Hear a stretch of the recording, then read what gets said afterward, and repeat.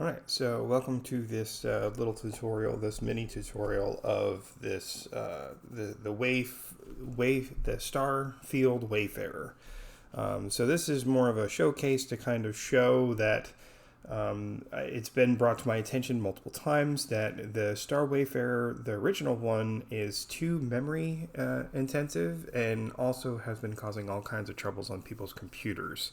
So I revamped the entire Starfield Wayfarer, and I've basically taken it apart and then reconstructed it. So there's lots of little different things. I kept some of the good things that I liked and then discarded a few other things that were basically taking up the system resources. So now I've gotten it in a pretty good place, and I'm just basically testing it out and just giving a kick of the tires, if you will, and playing around with the different options. So some of the things that are really nice about this newest version is that you have this star field that's created actually by random noise is what's creating this. And then the star length is being added in, but it's also being added in with the star field, the speed of the stars, right? So if I decrease the speed of the stars, you'll notice that the streak strength is not as large. So if I, even when I crank it up, it's still, these little stars have little streaks. They're not as long as they typically are. And the reason for that is because of the star streak speed. So the faster you go, the longer the streaks are. You can take that out by basically just saying streak length, and that will increase and decrease the size as well. So you have basically both of those options at the same time. So I'm going to decrease the star field speed just a little bit, just to kind of get some other little things in here to talk about. One of them is this star count. So you can have multiple stars. I'm going to increase the length just a little bit so you get this kind of starburst look. And you also have the option for random. Now, one of the things you'll notice is that there's this join random to trig. When I set that and I hit the random button, now it no longer is triggered by that button. Instead, it's triggered by this button down here, which is connected to the jump amount and warp amount, which can be set to the actual speed of the song itself, right? So if I had transport beat set on, now I have these random stars that are being generated at the same time it's bumping.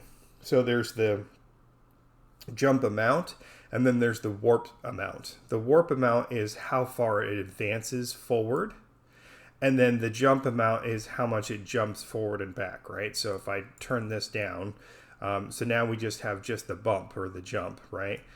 So if I increase that, they're going to jump a lot more.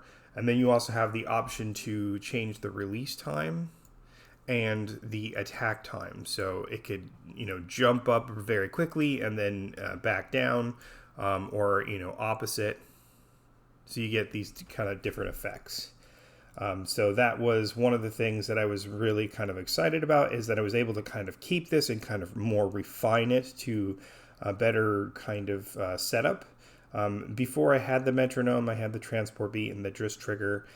Same kinds of things as before. You can hit the beat trigger and it's going to trigger it. And also, just heads up, if you turn this back off, now when I hit the random trigger, it's just going to jump. It's just going to bump. It's not going to randomize the stars. All right, so that is some features that have kind of changed and have been adjusted, and some tweaks there. Before, you actually did have the option to change the star colors, but now you actually have the option to also change the length of the color, right? So if you look at the ones in the middle, right now you're only seeing the blue color, and then the head color is gone. So if I increase this strength and I pull all the way to the right, you'll notice that now we no longer see any of the blue except for the tail, just a little tail bit, or a little bit of it. But you'll notice that there's lots of white, or you could have something that's kind of more in the middle. So you have the option to kind of increase and decrease the tail, color. You could also have the option to change those colors if you so choose to. So like for instance, right now we're in gold. You'll notice that there's this purple hazing, and we're going to get to that in just one second. Just be patient. So we also have, for instance, the head color can change as well. So you have the red dot at the very beginning and then the yellow behind it. So that's kind of a nice feature.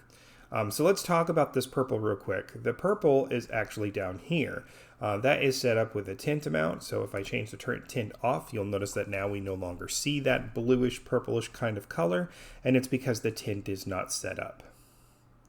So in order to make it so that the tint is there, we just basically choose a mix mode. So I'm going to go with overlay and hit tint, and now it's taking this blue and it's adding it to the edges.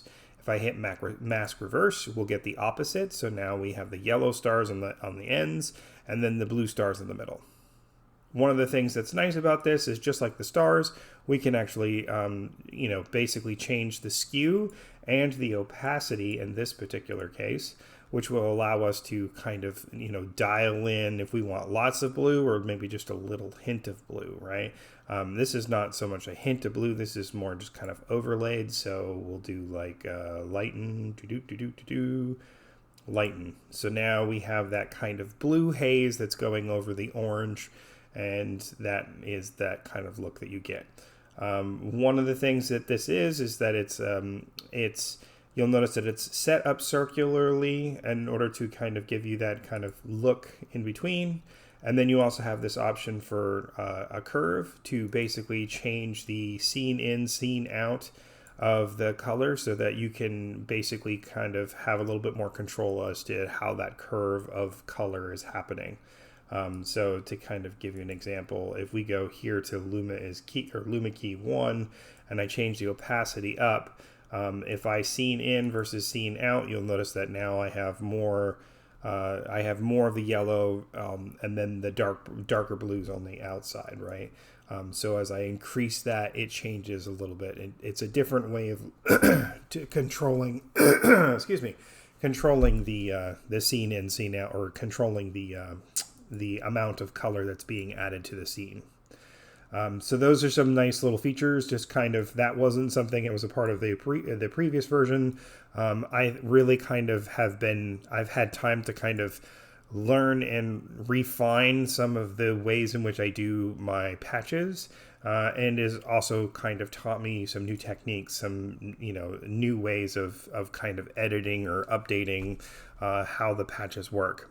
And this is actually something that I'm planning on doing with some of the other patches that I have, adding some more, adding some more of these kinds of features in to basically, give the older patches some weight. It's not that they're necessarily bad patches. It's just that I can now see new things that can improve the quality of life in those patches. And I've already kind of made some of those updates with like halftone motion, and I did some things on the traffic slide. And I think it kind of helps out, because then people, I want to earn your trust. This is, a perfect example. So in any case, back to the patch itself, we have the Starfield ROT, which stands for rotate. It was set to normal. We can rotate it left and rotate it right. And then we also have the option for star skew, which we've already shown. Let's see, what else have we not done? Let's go back to normal real quick. And then you also have the option to add in extra stars in the background, so you can increase or decrease the amount of stars in the background. You can also change the speed of that. We can go really, really slow, or we can actually go really, really fast. And then you also have the option for star opacity if you want them to be there, but you don't want them to be taking up over center stage, but you want like lots of stars. But so for instance, I could increase this just a little bit, the opacity, just so that we can see that, right? And then we can decrease the speed of them. And then what we could do is we could, this is the kind of look we're looking for. But let's say we like how this looks, but we want to kind of change the field of view. We can increase the field of view so that the stars look more like they're coming towards you, towards the audience. We can increase that, tenfold. But you'll notice that as you do that, it starts to bend the reality around it, right? So the stars are not quite circular; they're more of like jetted out edges.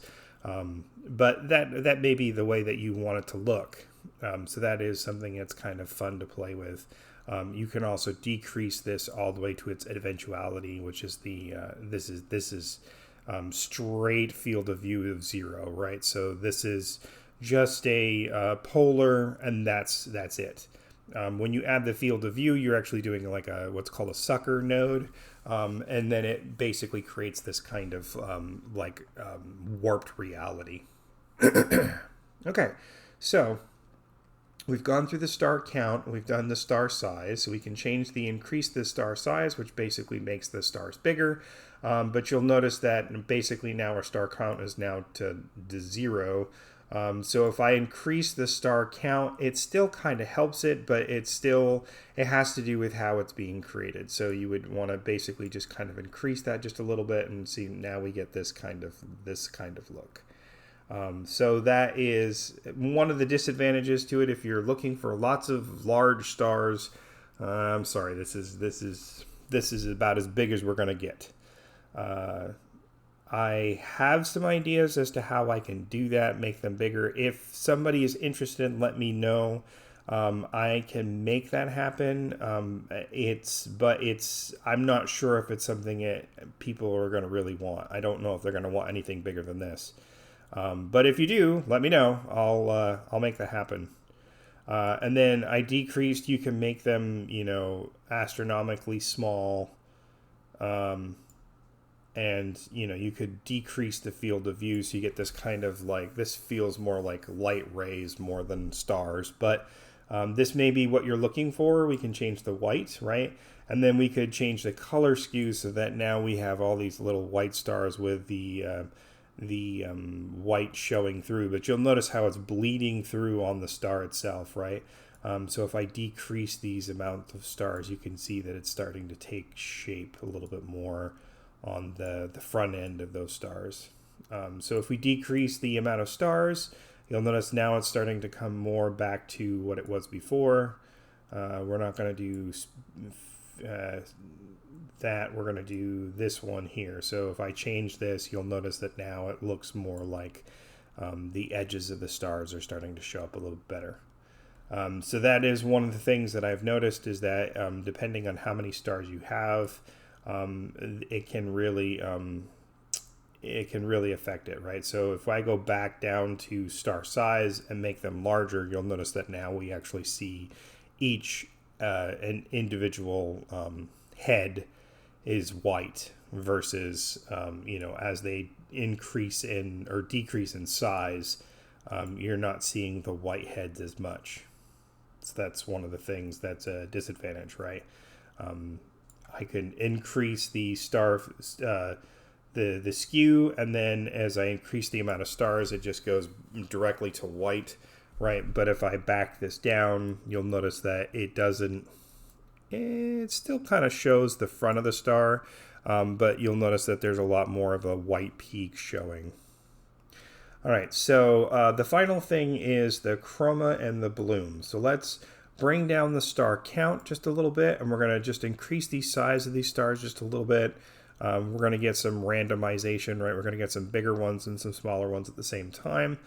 We can add some chroma in, and this was a feature before, but you didn't really have very much control, and they kind of streaked a little bit. So I was able to figure out what was causing that to happen, and so now we actually get actual chroma, where it's making that other color offset, right?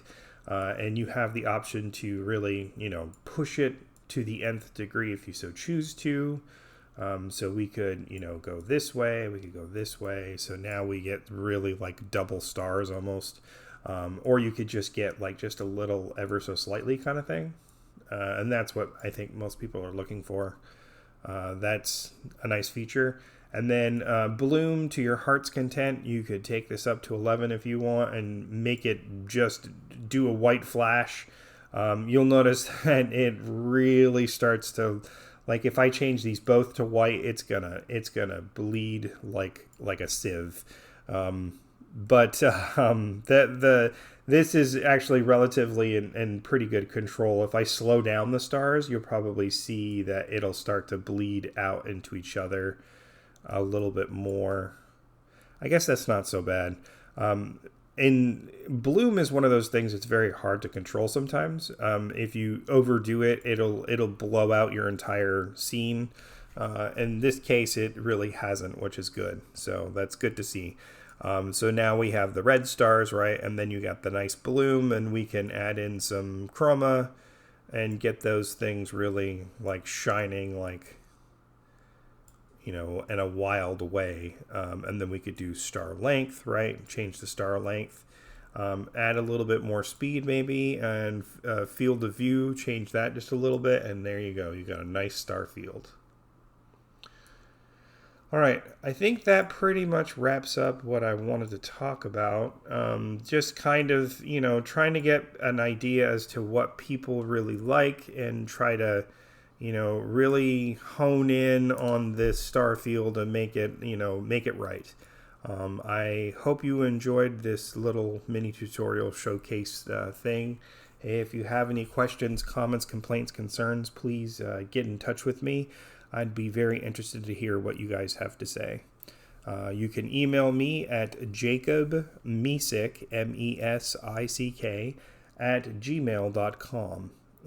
Thank you very much for your attention and if you've made it to the end of this video, I thank you very much. I appreciate your time, and you be sure to have a great day.